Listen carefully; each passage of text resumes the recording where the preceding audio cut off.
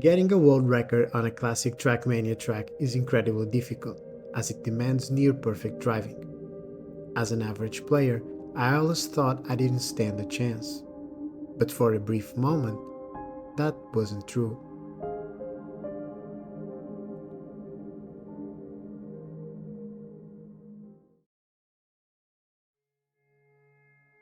Today, there are over 600,000 tracks on TMNF's exchange. Out of all of those, only 720 have reached classic status. That's about 0.1%. On ESWC exchange, the percentage is slightly higher, 0.6%, as fewer tracks were ever uploaded. So in the end, you can see that very few tracks ever reach this prestigious status. But how does this process work? Well, standard leaderboard tracks are rated out of a theoretical maximum of 100,000 points. Every time a player posts a replay, it contributes to the track's score.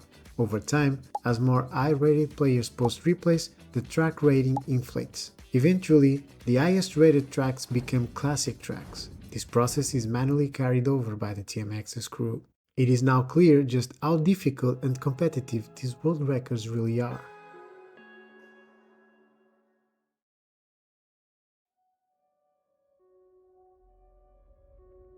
Back in the Trackmania ESWC era, things were a little different. Some techniques weren't fully discovered or normalized, routes weren't fully optimized, and even small innovations could give you an edge. For a brief period, I found myself scanning full-speed runs on classic tracks, testing lines against the world records, looking for any opportunity a player like me might have. Today, I want to tell you about the most memorable ones, my 3 favorite classic world record moments.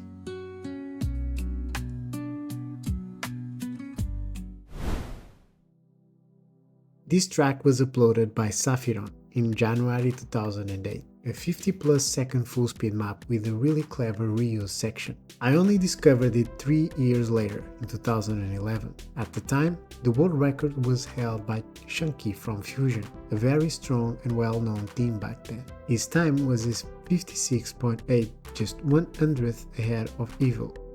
Watching the replay, I felt there might be room for improvement, especially in the wall rides and loops, so I started hunting. A few days later, I managed to take the world record with a 56.5, with slightly cleaner lines. But that wasn't the end of it. While grinding the track, I noticed something interesting, a possible rump trick. Rump tricks are a common way to reduce airtime and gain speed earlier than a normal rump jump. The problem was that this ramp came immediately after a jump, leaving almost no time to adjust the lines. On the same day, and surprisingly on a slower run, I finally landed the trick cleanly.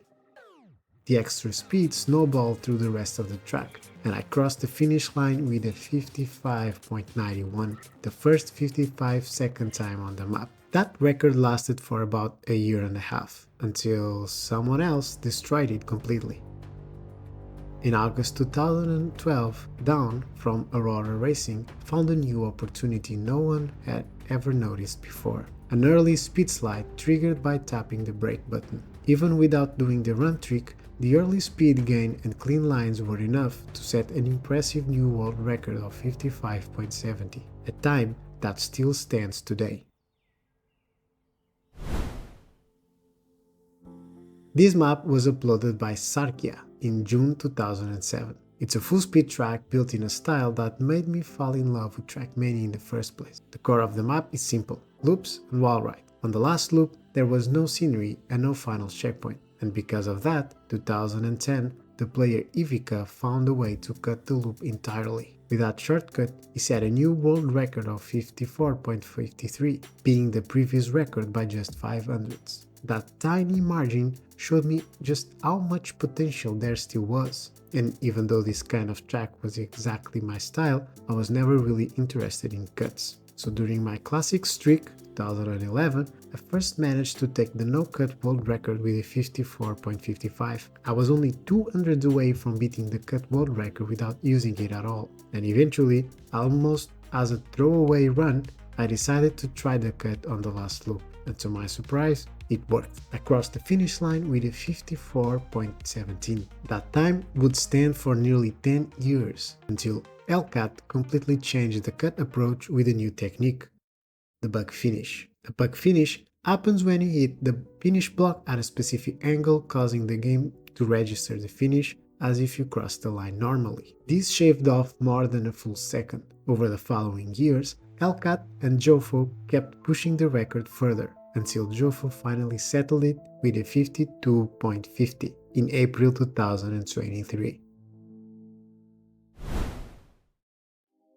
This is the last map Vladish uploaded in ESWC as a single author on 31 of December 2007, a quite creative full-speed map for the early stage of the game. Of course there were bugs on some loops, but that's just part of it. I found the map on 2011, and at the time the world record was held by Evil with a 54.95. Unanimously considered one of the best full-speed players at the time. I decided I had a shot due to the first section. I just had to do a slightly better wall ride and loop, and keep the lead for the rest of the map.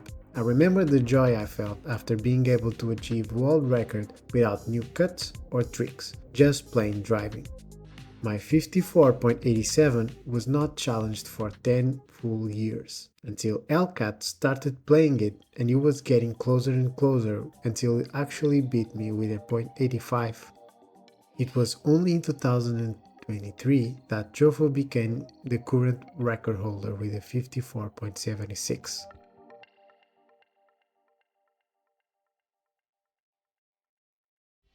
I know that holding those records wasn't just about my driving, it was mostly timing. 2011, some of those tracks weren't hunted as much, and Trackmania Nations Forever was launched in 2008, and a large portion of the player base shifted away from the version of the game. But even knowing that, holding a world record, even for a brief moment, on a classic track against some of the best players of that time is something I'm always happy to remember.